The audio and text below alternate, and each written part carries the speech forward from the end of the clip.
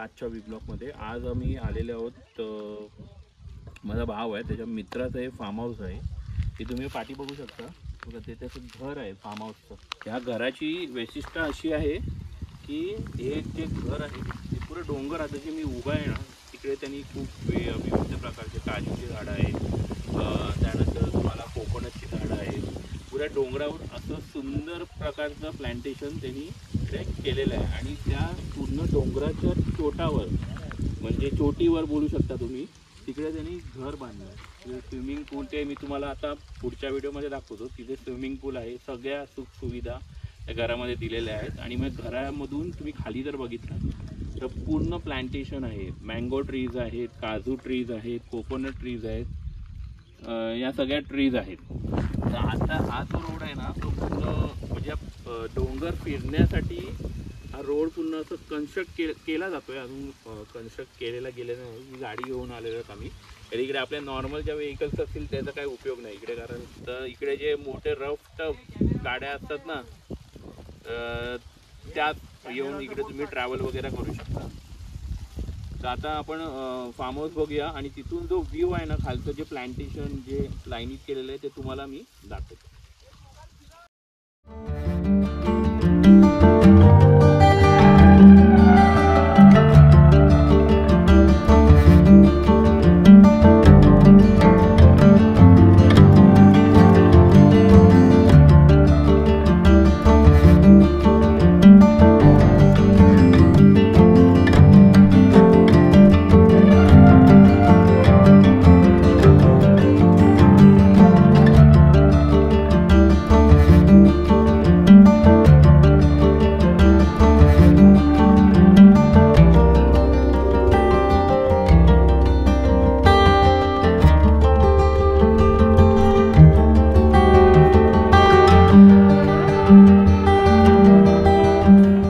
नमस्कार. आम्ही ते झापडे गावामध्ये या शेट्यांच्या घरी आलोय. इथे बघा स्विमिंग पूल, किती छान पाणी, मस्त गारे गारे. हा डोंगरावरचा भाग आहे आणि या डोंगरावरच्या भागामध्ये त्यांनी कसं काजू लागवड, कलव, नारळ, कलम सगळी लागवड, फुलझाडं इतकी सुंदर आणि सुरेख केले ना, अतिशय बघण्यासारखं आहे. छान, मन एकदम प्रसन्न होतं. त्याच्यामध्ये हा स्विमिंग पूल आहे.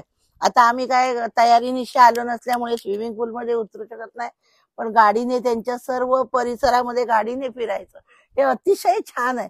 म्हणजे असं शेतकरी माणूस जो आहे त्यांनी कशी आपली कला इथे या फार्म हाऊस मध्ये त्याच कला ओतलेली आहे, ती अगदी छान असं दिसतंय सर्व. म्हणजे माझ्याकडे शब्द नाही आहेत वर्णन करण्यासाठी, इतकं अतिशय सुंदर फार्म हाऊस आहे.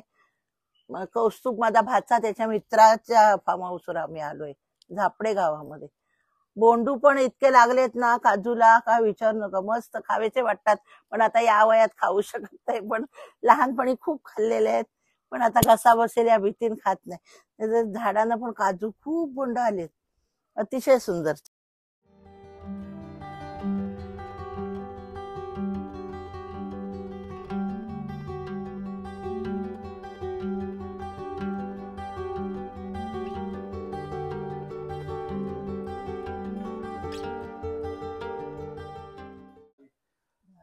ते बघ आता आम्ही एकदम टॉपवर येऊन इथे झोपायचा आनंद घेत आहोत.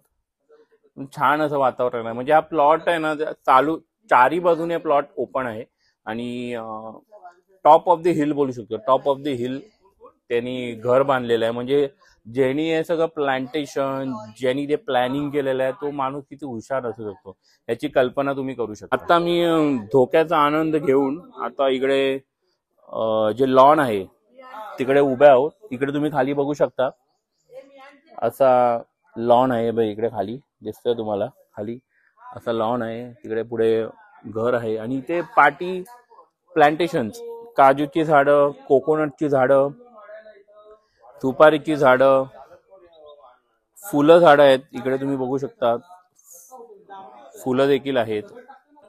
आणि इकडे एवढा मोठा पूर्ण लॉनचा परिसर आणि इकडे टॉप ऑफ द हिल तुम्हाला चूल देखील आहे. हे बघा इकडे बघा, इकडे तुम्हाला जेवण बनवण्यासाठी चूल देखील आहे.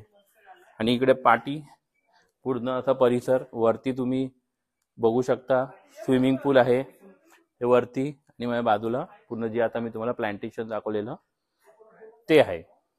आता मी इकडे येऊन मला एकदम चांगला एकदम अनुभव येत आहे. म्हणजे हे ज्यांनी फार्म हाऊस बनवलं आहे त्याचं डोकं बघा किती चांगलं आहे, आणि इकडे येण्याचं जे लाभ मला भेटलेला आहे आणि माझ्या व्हिडिओद्वारे तुम्हाला देण्याचा मी पूर्ण प्रयत्न केलेला आहे. तर आता आपण बघूया अजून काही इथे एक्सप्लोर करता येतं का, तर दाखवतो मी पुढे.